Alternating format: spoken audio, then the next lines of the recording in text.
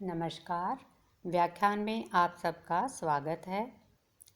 किरातार्जुनीयम महाकाव्य के प्रथम सर्ग के अध्ययन को आगे बढ़ाते हुए हम आज 26वें श्लोक से पढ़ना प्रारंभ करेंगे।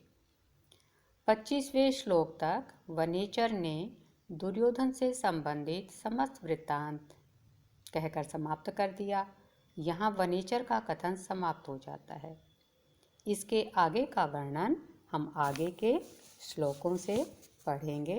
पढ़ते हैं 26वां श्लोक। इतीर्यित्वा गिरमात सत्क्रिये गतेथ पत्यौ वंसन्निवासिनां प्रविश्य कृष्णा सदनं महीभुजा तदा चचक्षेनुज सन्निधौ वचः।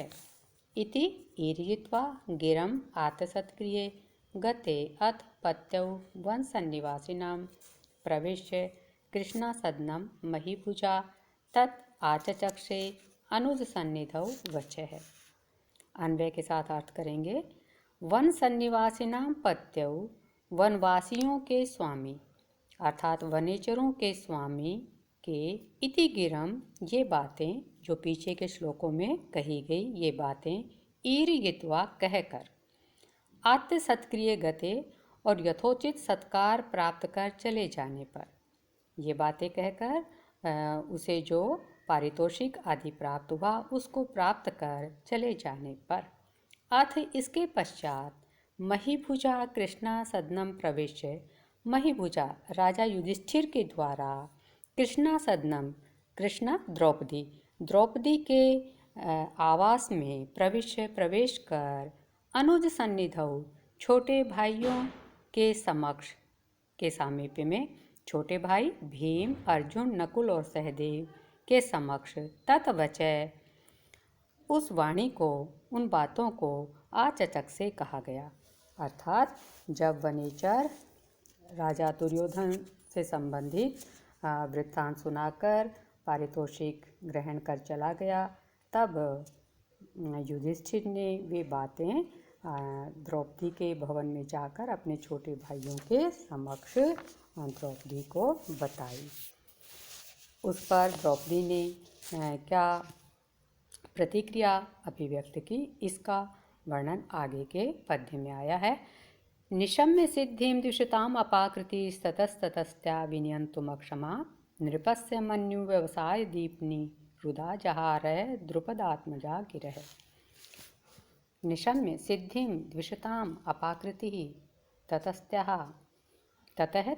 ततस्त्याः विनयन्तुम् अक्षमा नृपस्य मन्यु व्यवसाय दीप्निः उदा जहारय द्रुपदात्मजा गिरः। ततः इसके पश्चात, अर्थात राजा युधिष्ठिर के द्वारा बताई गई बातों को सुनकर द्रुपद आत्मजा, द्रुपद की आत्मजा, द्रुपद की पुत्री द्रौपदी ने द्विषताम सिद्धिं निशम्य, शत्रुओं की सफलता को सुनकर, द्विषताम षष्ठी का बहुवचन, शत्रुओं की सिद्धिं सफलता को निशम्य सुनकर, ततस्त्या अपाकृति, ततस्त्या उनसे उत्पन्न होने वाले, अपाकृति मनोविकारों को, उनसे जो क्रोध आदि मनोविकार उत्पन्न हुए उनको विनियंतुम अक्षमा, नियंत्रित करने में असमर्थ होकर, नृपस्य मन्यु व्यवसाय दीपनि, नृपस्य राजा युधिष्ठिर के मन्यु क्रोध और व्यवसाय उद्यम परिश्रम, उसको दीपनी उद्दीप्त करने वाली, गिरह उदाचार वाणियाँ कही। द्रौपदी ने ऐसे वचन कहे जिनसे धर्मराज युधिष्ठिर का क्रोध और युद्ध संबंधी उद्योग बढ़े। क्यों? क्योंकि वह दुर्योधन की जो राजनीतिक सफलता थी उससे संबंधित वार्ता को सुनकर अत्यंत दुखी हो गई थी। अगला पद्य।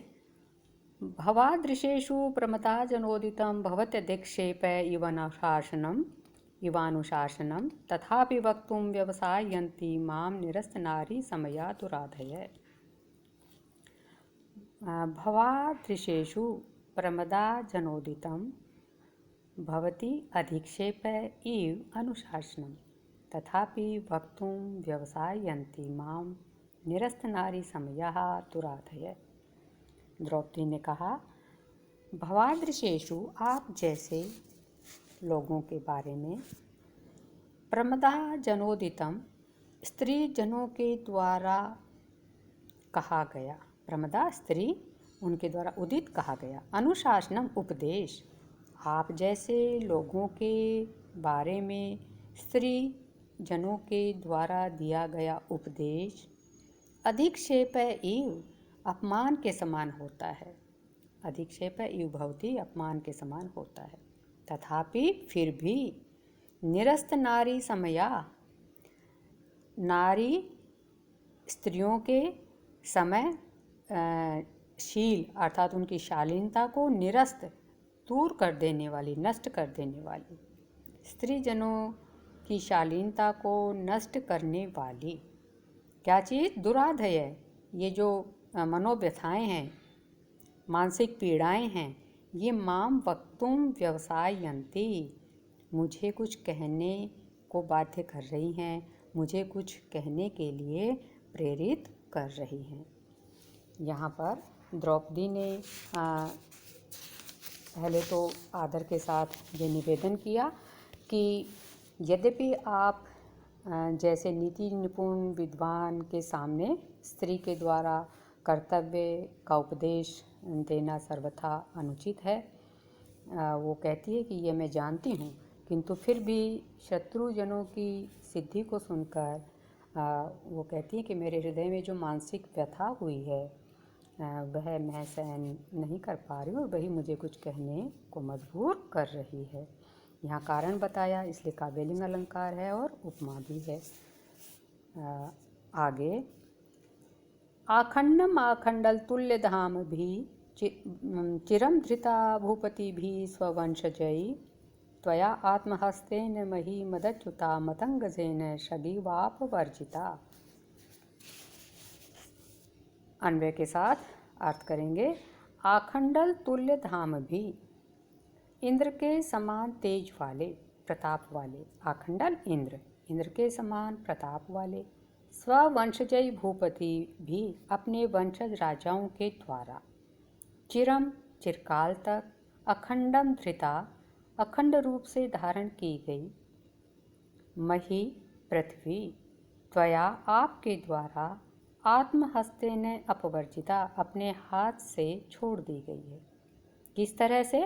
एक उपमा देकर कहा कि मदच्युता मतंगजेन शग इव, कि मद का श्रवण करने वाले, मद जल को बहाने वाले, मतंगजेन मदमस्त हाथी के द्वारा जैसे शग माला अपवर्जिता त्याग दी जाती है।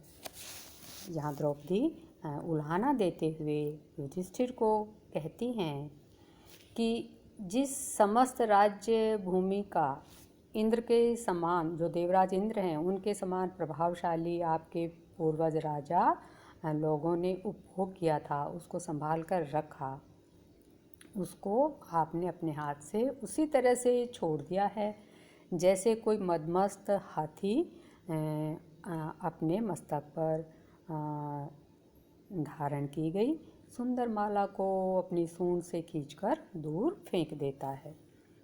यहाँ द्रौपदी के कहने का तात्पर्य यही है कि जो उनके ऊपर आपत्ति आई है उसके उत्तरदायी वे स्वयं हैं और इसके लिए भाग्य का कोई दोष नहीं है। यहाँ भी हाथी की माला, दागी गई माला से उपमा दी गई, तो यहाँ पर उपमा अलंकार है। अगला पद्य।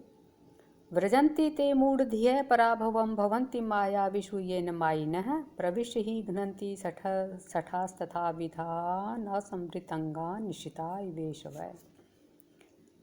प्रविश्य हि घ्नन्ति शठाः तथा विधान असंवृत अंगान निशिता इव ईशवः।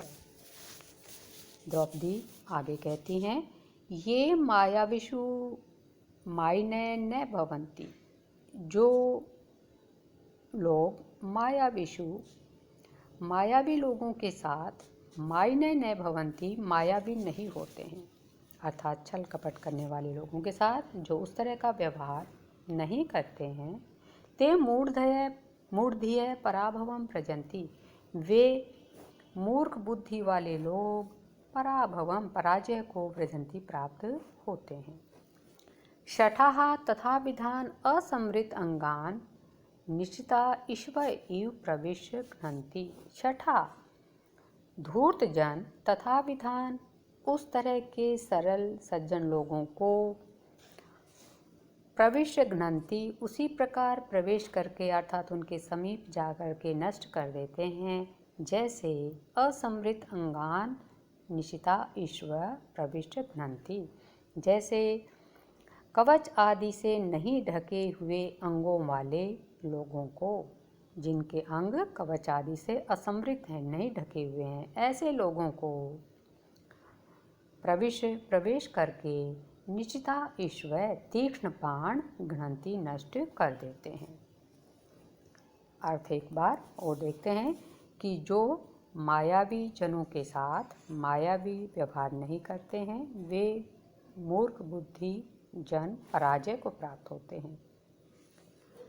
60 लोग ऐसे व्यक्तियों में प्रवेश कर अर्थात उनको आत्मीय बनाकर उन्हें नष्ट कर देते हैं। किस तरह? उसी प्रकार नष्ट कर देते हैं जैसे तीक्ष्ण बाण कवच आदि से नहीं ढके हुए अंगों वाले योद्धा के भीतर प्रवेश करके उसको नष्ट कर देते हैं। यहाँ उपमा अलंकार है और अर्थांतरन्यास भी है, क्योंकि पहले जो सामान्य बात कही गई है उसका नीचे कही गई विशेष बात से समर्थन किया गया है और दोनों अलंकारों की यहाँ पर संश्लिष्टि भी विद्यमान है। आज इतना ही। स्वस्ति, धन्यवाद। जयतु संस्कृतम, जयतु भारतम।